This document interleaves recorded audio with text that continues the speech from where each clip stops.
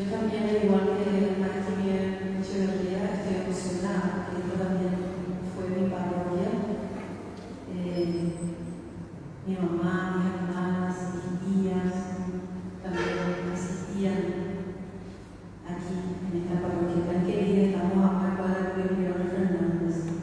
Y yo vivo un poquito más lejos de nuestro amigo, vivo en Caracas, y quiero presentar estas maravillosas voces tan jóvenes, María Luz Benítez, de 12 años, Tiago Pirelli, de 16, la profesora de Sasa Vidal, la directora de la Nacional Guadalupe, y el coordinador también del grupo del bajo, Tobías Díaz.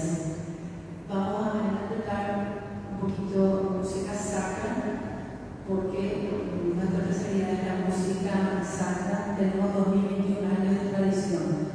Empezaremos con el Ave Verum, que es un tema para la comunión, y el Panis Angelicus. Ave Verum de Wolfgang Amadeus Mozart y el Panis Angelicus del compositor francés César Franck. Le agradecemos muchísimo la invitación, primero del maestro Miguel, que nos ha preguntado, y también esta maravillosa orquesta con tan jóvenes y maestros ya consagrados que se formaron en Europa, orgullo nacional. Era algo muy fácil que parece que nos quiere tener allá María Elena, llevar también en cordillera esta maravillosa música.